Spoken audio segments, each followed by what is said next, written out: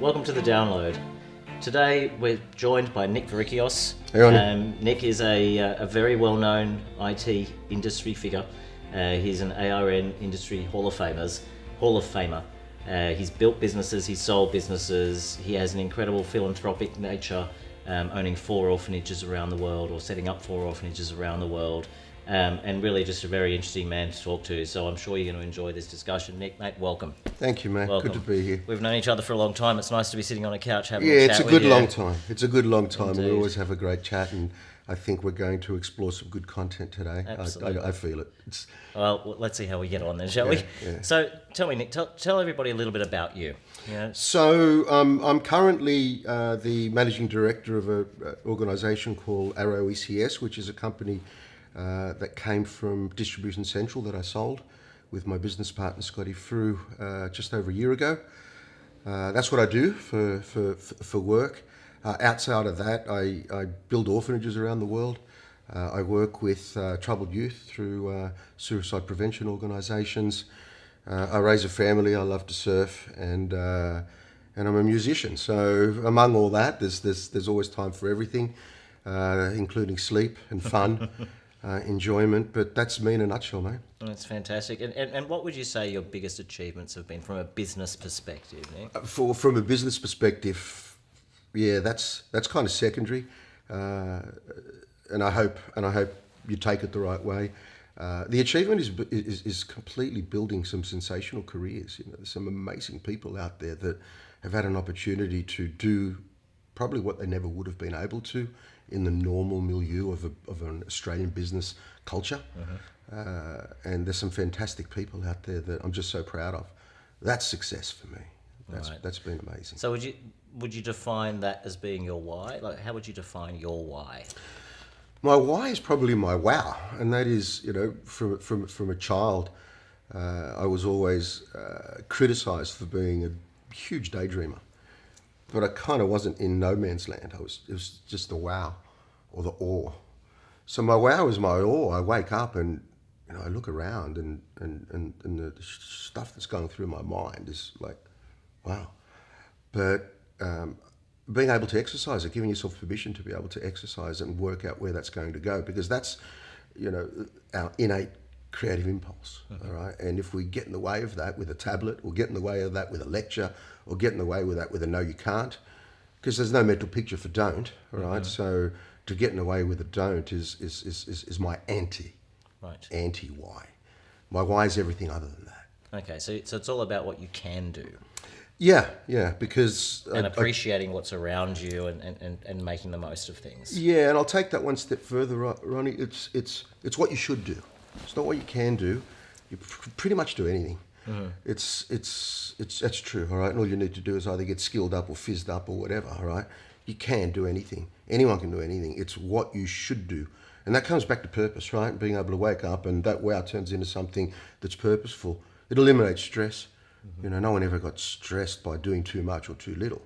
They got stressed because they had no purpose, all right? So what I should do is probably what I'm more interested in. And that's really fantastic, right? And Nick, I know, you know, philanthropy for you is a really big part in giving back, and for you it's not about being seen to be doing that. It's truly core within you.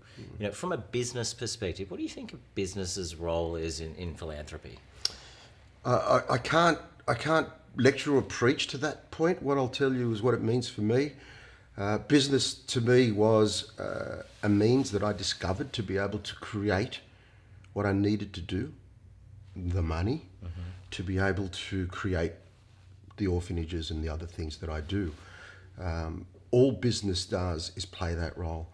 There is no incentive to do anything other than create enough means to be able to do my real work. And it could have been anything. I mean, in my early, you know, life, it was music, right? And I made a lot of money out of music, and it went there, right? So it's the same.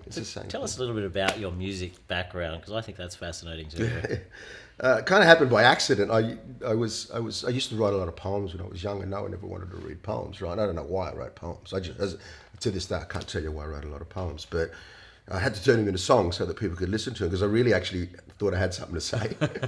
and I was published through City Lights, and I published a couple of poetry books and a couple of novels through City Lights. But at 17, I got caught up in a rock band. And they were, they were quite the, Aussie glammy kind of metal thing. And I kind of fit the part. I had long hair, I had tattoos, I could sing in the upper register, and I looked like a girl. So, so we went on tour, and I ended up in the States. It was hilarious because I couldn't drink, but I could, play anywhere basically. But as long as I stayed backstage, came back to Australia, played in some bands here, went back to America, played in, several bands over there. I try to kind of, it doesn't really matter who, and the fame and all that came out of it is irrelevant. But the point that I'm making, Ronnie, is the ability to use song as a vehicle to express what you have to say. That also translated into business, right? Because the business shell was the vehicle that allowed me to translate what I had to say. I always felt like I had something to say. I'm Greek, man. I'm a philosopher, right? But isn't that interesting, though, right? You're a Greek guy who's actually a practicing Buddhist, right? So tell me about that nexus. So it all started with my father was like a surrogate dad to a family who had lost their father, and they came out of that. I was born in 67. By about 70, 71, I noticed, a social culture around where we lived that involved a lot of Eastern thought and Eastern religion. A Baba had come to Australia and was living in the house where these ladies were living in, and I used to just sneak through the window and look at what they were doing. I was just fascinated. I was fascinated in the yoga. I was fascinated in the education. I was fascinated in the beards. I was fascinated in the, everything that came with it. And eventually I was fascinated in the drugs, right? But I was just blown away by the thought process and some of the conversations that they were hearing, So I started to read as much as I could about Hinduism. And the Vedantas, and I read the Bhagavad Gita, and it all started to legitimize some of the Western-based religions that I was, raised around at the time, particularly the Abrahamic ones, right? And the more I discovered about Hinduism, the more it validated the true scriptures, right? The true words of not churchism. I can't cope with churchism, but I can certainly cope with the truth, right? And it just gave me an understanding of truth, and I just started to become fascinated. And then by accident, by the time I got to university, one of my lecturers was a Buddhist, and he was a behavioural science lecturer, and we used to do some weird experimentations involving float tanks. I won't mention names because it also included LSD and shit, but what it did was just bang open my mind, and I thought, well, how can I do this without having to ingest any stimulant, right? And I discovered meditation at the tantric level, and completely got obsessed with that, and it just kept going from there. And it's gone as far as you actually being invited by the Dalai Lama to spend time with him. Yep. I think it was last year maybe, or the year before, at a retreat in the Blue Mountains. Yeah, year before. It was the tantric retreat that he did around the world, 1,000 students through a qualification process.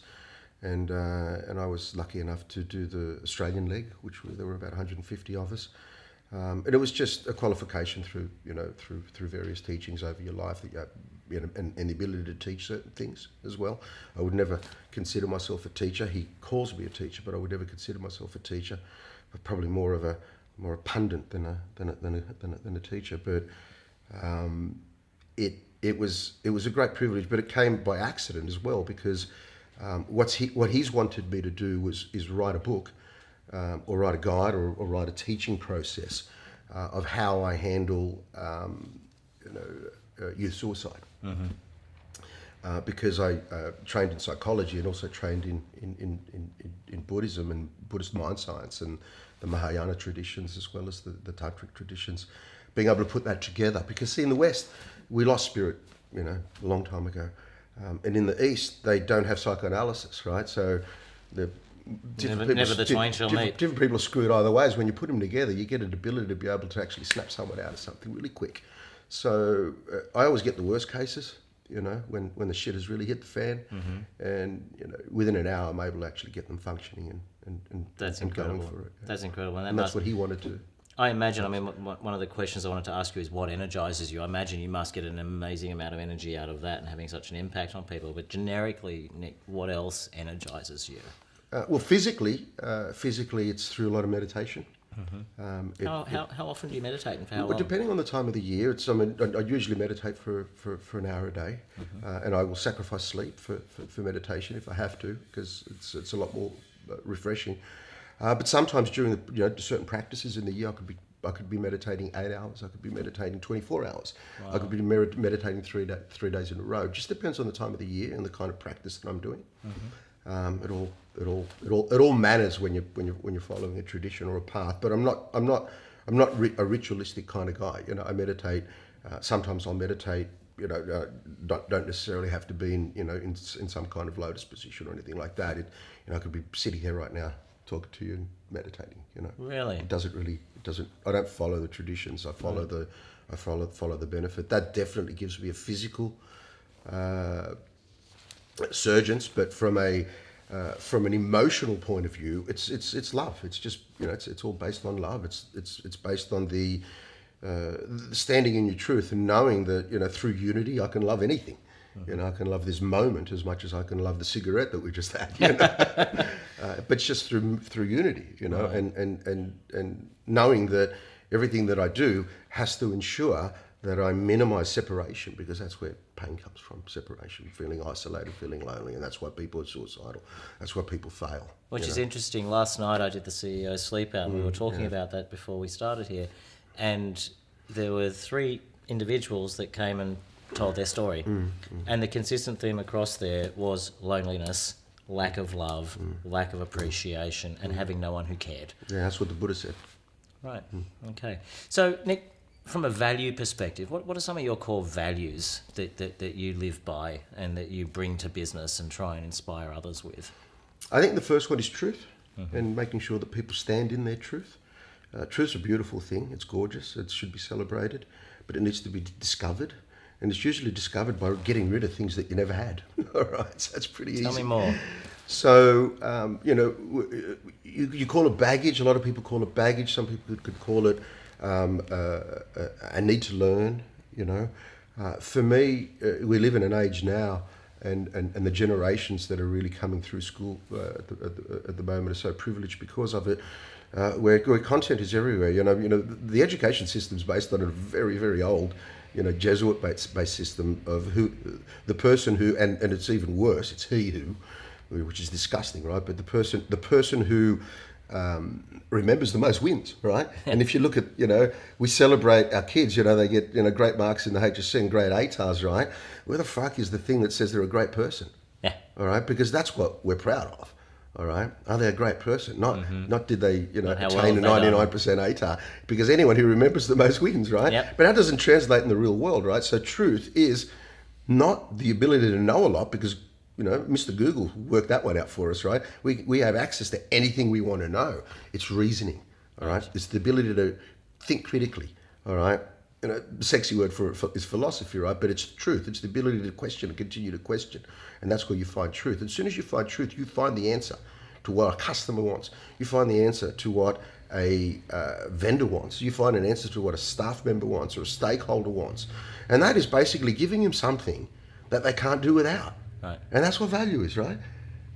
Being able to get to that truth and giving someone something that they can't do without. There's purpose. You feel useful.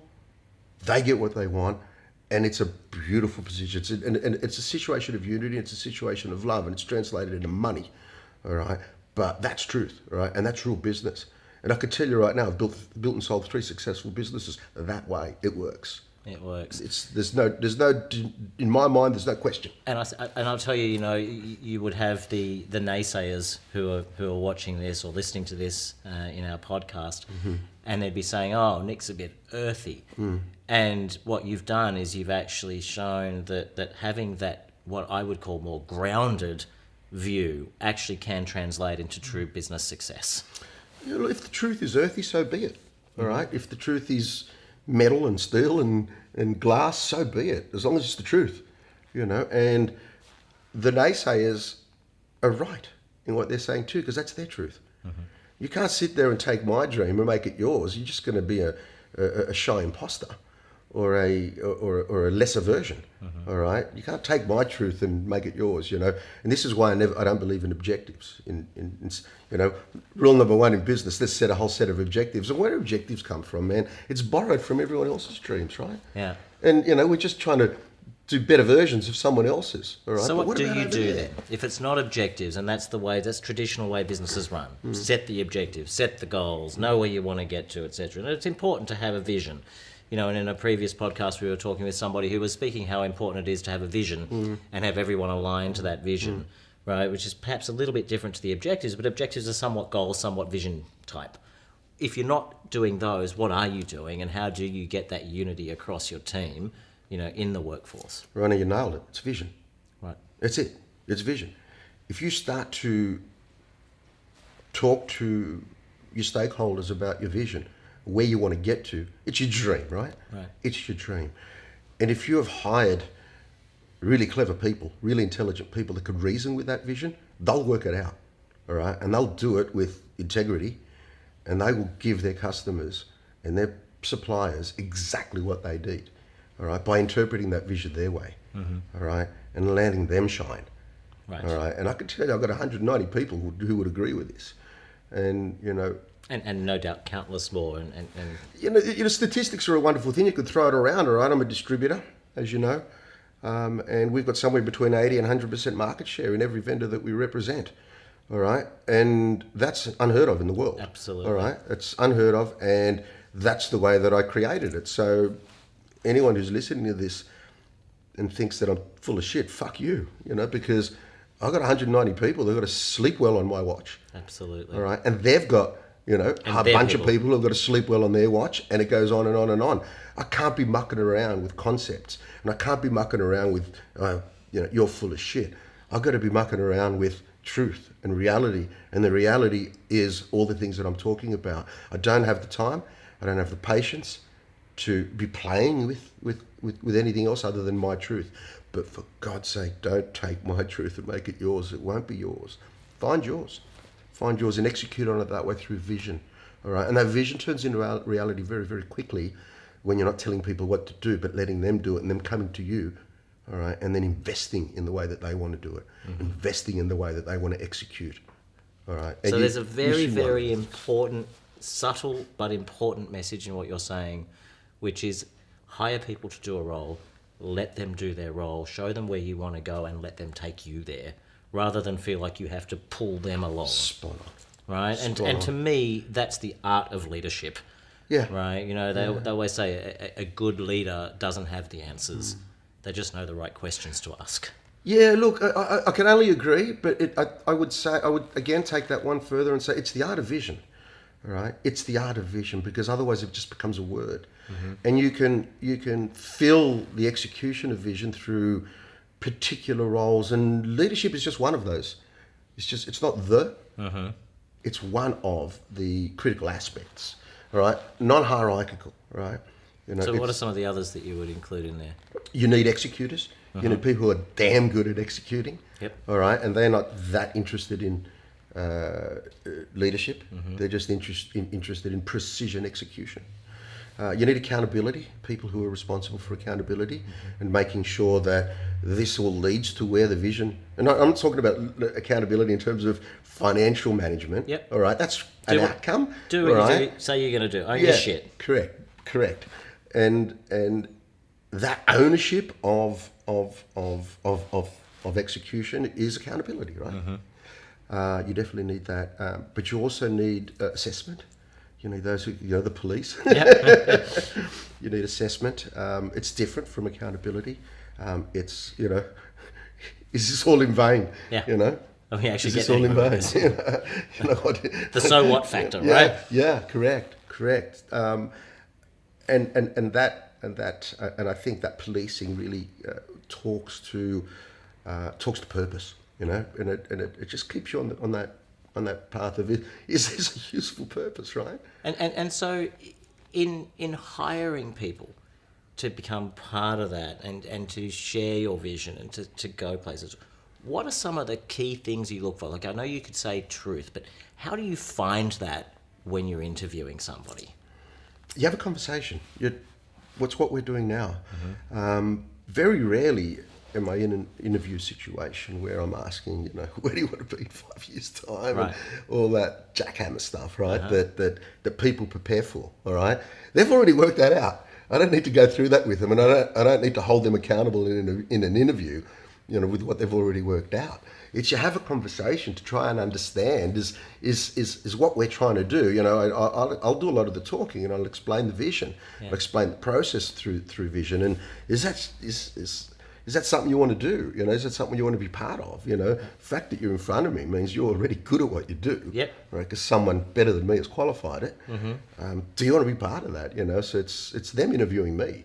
Who the hell am I to sit there and think that I could interview someone and say, "Are you right for the job?" That is superb, right? And I think you would have to be probably the first person I have spoken to who sees it that way, because when I make a point of interviewing everybody who starts in our organisation, right, and I plan on doing that as long as I possibly can, depending on our size, etc. But it is absolutely something I'm passionate about doing, because I also want to feel out the person. I want to kind of just see, do they really want to be a part of our train? Do they want to get on? Do they want to see what we do? And when I start conversation, I say, you know what, you're talking to me right now because you already can do the job. I just want to know whether you really want to do the job.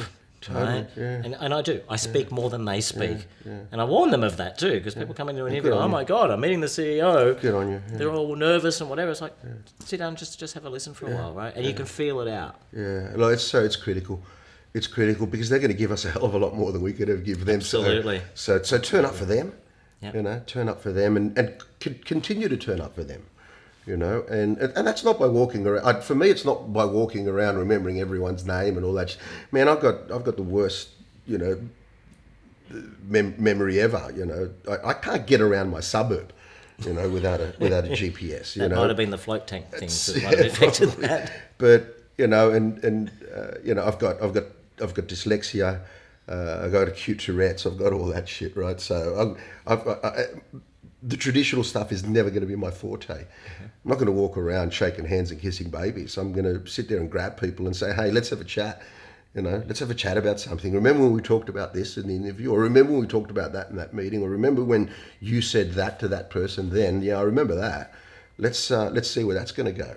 That's, to me, is how you keep that vision alive, by constantly reminding people to participate in it. All right? And giving them permission to pursue what they're good at. Absolutely. Because that's what I'm kind of paying them to do. Yep, no, that's true. So let's just totally change tack now, right? And you've had, no matter which measuring stick you look at it, you've been successful. You've got a wonderful family. You've built and sold multiple businesses. You've done some whacked out crazy shit. You've had a great time. You contribute back to society. You do all of that. What's the finish line for Nick? Yeah. It would be horrible for me right now to sit there and say it's all about the journey, all right? Because that, as soon as I said that, I wanted to vomit. All right? It's giving yourself. What I mean by that is, I give myself permission to change my mind mid-sentence, because I can't be right. All right, I can only adapt, because the world will continue to move. All right, because it bangs. All right, the world banged, but it didn't stop banging. All right, it's still banging. As it evolves, I need to be a part of that, be part of that creative energy, be a part of that creative process, and give myself permission to move and change. All right, so there's never a finish line. If there's a finish line, you've preordained an end. And that end can't happen because we're still banging. Yeah. There is no end. And if we took the word end game out of the dictionary, or out of the popular vocabulary, we'd be doing ourselves a great service, right? By not looking at an end, And then we start to get rid of notions like end of quarter, end of month, end of this, end. It's always end. I mean, so what are you getting to? You're getting to some certain disciplines, all right, that said I want an end game, all right? There's no end game, all right? There's no end game. For me, I I have a passion and a purpose, and that says that there'll be no child that is homeless or uneducated ever. All right, and I imagine a world where there is no child that is homeless, unloved, or uneducated ever. It's not going to happen in my lifetime. Yeah. So there's no point talking about end. All right, but that's what I do. That's where I go. And if I feel like I don't want to do that next year, I won't. Right. You know, it'll be something else. But it's kind of what I've been doing for the last 35 years. Yeah. I don't know what else I'm going to freaking do. But it might change. You know, who knows? It's no end, man. I'd love to get rid of that word. And I think that flexibility, though, is key, right? And I think that's partially, it would be one of the key characteristics in you as a successful business leader, is the ability to adapt, the ability to change, the ability to see what's around you and take people who are with you, helping you to adapt to what's changing and make your business pivot accordingly, right? And in doing so, you know, you've built successful businesses. And, you know, everyone says, oh, wow, here's, you know, an overnight success. Yeah, it took the guy 15, 20 years to do that overnight success. What are some of the biggest challenges you've seen in building those businesses and that you see out there? I mean, you know, you work with numerous partner organisations, numerous vendors. You've got such a good view on the overall broad IT industry just purely by virtue of the type of business you operate. What are some of the key mistakes that you see people make and some of the key learnings that you just wish people would go, oh. Yeah. Actually, what you were talking about before, it is my answer to it. But it's not buying into success, because success is defined by other people, right, based on what they would consider to be an achievement. Might not necessarily be an achievement to me. You know, it's not necessarily success. For me, success is, you know, the feeling that I have every day in terms of a unity. You know, the feeling in being able to know that I'm going to come and talk to you today and know that I'm going to talk to a dear friend about something is man, I wish everyone that kind of success.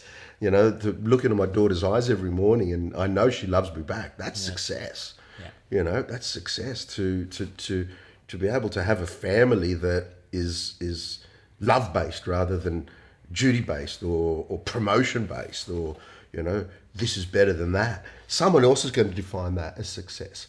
Yeah. All right. The things that people talk about as success are the things that you can get lost in and screw up your business. Mm-hmm. All right. I call it, so therefore we call it, is don't believe your own bullshit. Mm-hmm. All right. Because that bullshit's defined by someone else. All right. It's not necessarily what you try to achieve. Like you could sit there and say, I built a company recently, it sold it, and was that successful based on a whole bunch of other people's success criteria? Yeah. But I don't see that as success. That's right. Just a part of a process. If I got lost in it, I wouldn't be able to create again, right? Because I believe my own bullshit. Yeah. So I think that's, you know, people in leadership situations or in visionary situations get lost in what other people deem their success. It's not really. It's not really. But there are, okay, and I understand that from a success standpoint, but there are certain things that you see in businesses that they just don't do well. There are things that you will have been through some tough times as you've been growing businesses with all of the right attitude and culture and approach, etc. You hit tough times. What are some of those things that the lessons you've learned? You hit tough times because you had an expectation, all right, and that expectation didn't get delivered, right? Right. That's what a tough time is. It could have been a $10 million loss. It could have been a $10 million profit. Yeah. But if your expectation was a $20 million profit, you failed, right? Yep. But the obvious is I lost $10 million. But what if you lost $30 million the previous year? All right. So it's did your expectation get met? Yeah. That is whether you worked out whether you got it right or wrong. And you hit a brick wall when you sit there and say, you know what, my expectation didn't get met. So let's look at the expectation. Was that right? Mm-hmm. All right. Let's start from there, because that's where the learning is. All right. Because it's every time an expectation didn't come out the way that you expected, all it is an opportunity for a correction. Which is interesting, right? Because I can imagine that the sales individuals on the call can now, you know, who are listening to this could immediately sit there and go to their managers and say, yeah, I'm off my target, but can we have a chat about expectations, please? Were the expectations right? It's a legitimate... And it's a very, very legitimate discussion. Yeah, it is. And it comes from this notion that we have of growth, right? Yeah. You know, growth. We live in a growth world. That came, you know, God knows how many centuries ago, when the land, basically everything came under sovereign rule, and I give you $10, you've got to give me 11 back. So you've got to go and try and make something, all right, and therefore interest happened, and interest rates happen, and growth happens, and also in a capital situation, you build a company, all right, and the notion is that someone's going to buy it off you. They're only going to buy it off you so they can sell it for more than what they bought it off you, all right. So it's always growth. I mean, I can't help laughing my head off. Twitter makes $2 billion a fucking year, and it's not enough because I only made $2 billion last year. So their share price. So the market says, "What's that about?" It's everything. Yeah, the market says, "What's that about?" We're lost. The business world is lost in that shit, right? So there's a whole heap of, oh my God, I'm not winning, I'm not achieving, because the expectation doesn't get reassessed. That is not what I'm saying. Is not a thing to hide behind as well. It's not for someone, that sales rep, to go to their boss and said, this guy knows what he's talking about, listen to that. No, that's not true. If you didn't have a crack, you failed. Yeah. All right. If you didn't turn up and give it everything you had, if you gave it everything you had and still didn't meet that expectation, you haven't failed. All right. And someone's failed you. All right. Someone's failed you because when you're setting people unachievable tasks, shame on you. Absolutely. Shame on you. Absolutely. I don't think there would be an enterprise in the world that didn't start off as a private enterprise, like our businesses, where we were expecting to set people up for failure. Yeah. How the hell does it get there? And it gets there every time, doesn't it? How the hell does Almost it every get there? time. Yeah. So Nick, what would you say to business leaders who are finding it tough? It's okay for it to be tough. It's okay for it to be tough. Again, tough is an opportunity for a correction. All right? And if you give yourself the freedom to look at what's not working, you'll get the answer. Always, every single time. As long as you give yourself the permission to say, I didn't fuck up. I didn't. All right? What I did was assessed it all wrong. And I need to correct. All right? So part of that as well is motivating a team. Can I just say, the only way to get an answer to that is to go and talk to your customers, go and talk to your staff, go and talk to your suppliers. They will give you the answer. Right. Because again, it's finding out, and you'll never get it wrong if you do this, ever. And I challenge someone to show me a situation where I'm wrong here. And that is, if you give someone something that they can't do without, you'll never get it wrong. Mm-hmm. You'll never get it wrong. Start with that. Use that as your definition of value. You will never, ever get it wrong. Not only in business, but in anything. All right? But in anything. It's the way we raise our kids. It's the way our kids raise us. Give someone something that they can't do without. That they cannot do without. And without you, they can't do it. Okay. And how would you then translate that to motivating a team? Purpose. They're motivated because suddenly what they do is purposeful. And everyone is addicted to purpose. There is not one person on earth that isn't addicted to purpose, because that's what we're here for. The human condition, the human experience at its core is looking for purpose. The meaning of life is meaning. Very purpose. Very, very true. It's purpose. It's simple. So let's talk about that in the context of millennials, right? Yep. And millennials' view. I always say you can't. There is no compression algorithm for experience. Mm-hmm. Millennial feels that everything should be there. Everything should be right where they want to be. You've had so much experience with young people who are in hardship and young people through work. Yeah. What's your view on the millennial? I'm going to give you an experiential perfect answer to that, rather than a popular culture answer to that. I think I've got a lot of faith in our millennials, and I look at it the same. But all right, I'm going to go on a limb here and say there's no such thing as a bad millennial, because the kind of conversation that we were just setting up for implies that there's something wrong with the millennials. Absolutely right? not. Because you were talking about these things, right? About they want this, they want that, they want that, right? I'm not going to go there. What I'm going to say is there's no such thing as a bad millennial. It's just bad parents of millennials. All right? And what I mean by that is, if we only need to look at history, right? They're set up for what they know, right? If you look at the 60s, right, it was a bunch of kids that came out of, they were the result of the baby boomers who were busy after war, all right, and so busy, these kids were neglected, right? And what they did was made their own rules up, right? They didn't read the newspapers. Our kids don't read the newspapers. They hit social media. They didn't read the newspapers. They actually created their own pamphlets and university newsletters and things like that. And what came out of it was everyone looked at them, they called them hippies, and they said, you guys are useless, right? So what did these hippies do, all right? The Cultural Revolution happened, all right? The human rights movement happened, civil rights, female voting, equality, everything good that we experience right now came out of these dirty, filthy hippies, all right? They were progressive, all right? They were doing things because they were failed by the generation that actually threw them onto the streets and said, go for it, because I'm too busy to handhold you, right? Mm-hmm. And what was true then is true now. We don't raise our kids raise our kids, right? Other kids raise our kids. And our effort, all right, can only be one thing, and that is to help them turn their wow, turn their awe, turn their truth into an enterprise that's actually going to be useful.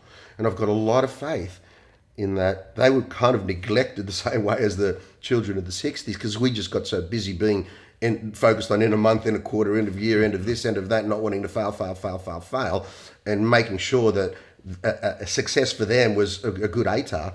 Fuck that. Success for them is, are you a good person, right? And that's what they measure themselves on, right? They're going to change the world, all right?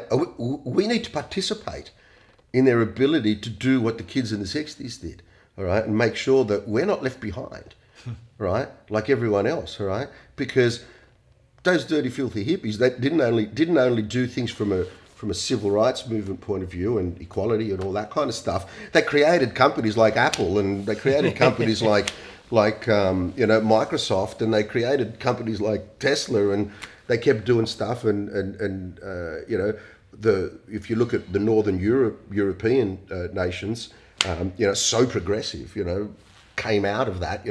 If you look at what was happening in Northern Europe at the time, there was free this and free that and free that and free that, and everyone picks on Amsterdam, but shit, look at those economies, man. They're killing it, and they're doing it through innovation, through those people, right? We can harness the mind of the millennial who has so much going for them by virtue of the fact that they're identical to the kids in the 60s. What a fantastic way to sort of bring that together.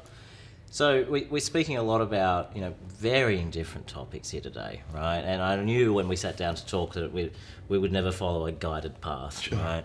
And we've spoken a lot about how successful you've been. Talk to me about, and I'm not going to use the word failure, because I think failure is fine, but it just conjures up a disaster, right? Talk to me about where you haven't been successful. Yeah, where I've had to correct over my life tends to be where I doubted myself and didn't have a crack, right? All right, and just lost an opportunity, just really lost an opportunity. If I did something and failed the expectation, all right, I'd quickly correct that, right, and learn real quick and move on, and that was a part of a process. Where I'm gutted, where I've only ever felt gutted, which is I think is what you're asking, is where I didn't have a crack. Didn't have a crack, didn't do it. Just didn't have a crack. I just sat on my ass or sat on my hands or doubted, and just didn't do it. I didn't do shit, and that's a big missed opportunities in my life. Big missed opportunities. So if you could go back in time to your younger self, what advice would you give to that person today? Always have a crack, but most importantly, stand in your truth. Just stand in your truth and believe that the purpose will get you out of everything. To be able to do something purposefully, and always with the outcome being that you're going to be able to do something for someone that without you they couldn't do it. Every single time, all right, we'll fill the white space, we'll fill the gaps. That's the stuff that I would try and tell myself more and more and more, right. Which is the stuff that I tell my daughter and and any kids around her and my nephews and my godchildren, and in particular, the wonderful people that we employ that are in that bracket that just love it. They love it.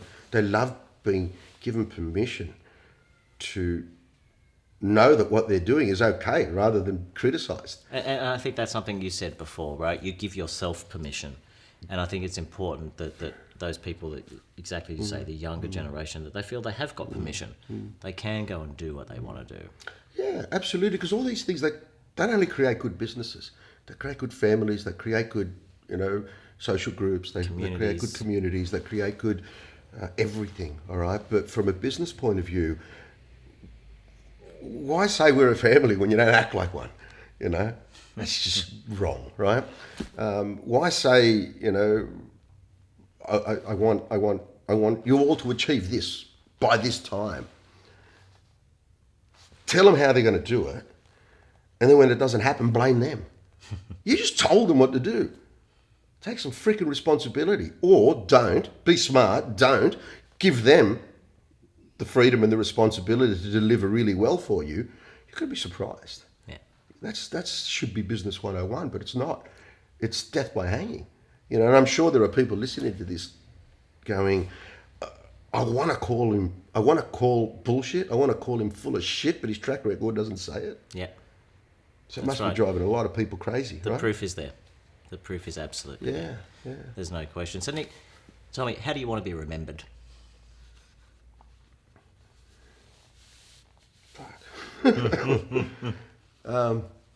Jesus.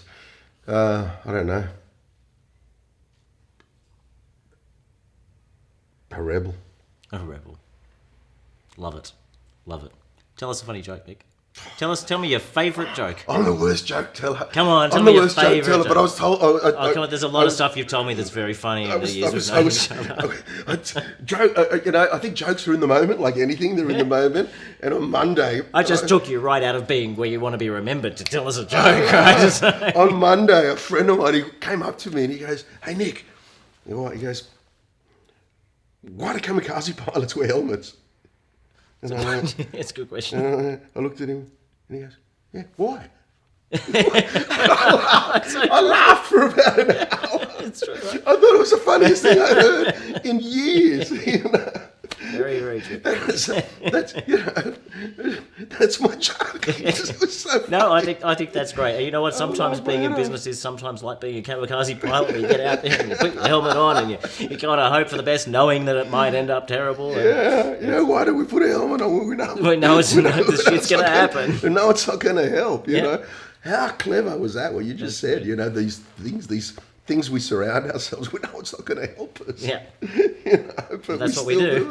That's what we do. Well, Nick, mate, thank you very, very Pleasure, much. man. It's been Absolutely. wonderful having you here. I hope today. it was helpful, man. I hope it was useful. I think if we can have all the people who are listening and who are watching, I guarantee you that there are a number of things that they'll take out of that. Not the least of which is your truth, owning your truth, knowing who you are, and believing in yourself, and having a purpose and following that purpose. I think that was a very clear message that came through. I think the other message as well is, I'm going to call it fuck the world, right? If you believe you can do it, fuck the world. Do what you can do, and that's the attitude that you've had, but you don't do that with an arrogance about you. You do it with a bring other people with you, so collectively you can say fuck the world, and let's show you what we can really do. And I think the other core message, Nick, as long as you give it a big kiss in the morning. Do it with love. Do it with love. Do it with love. And remember their name. I'm going to leave that one well alone.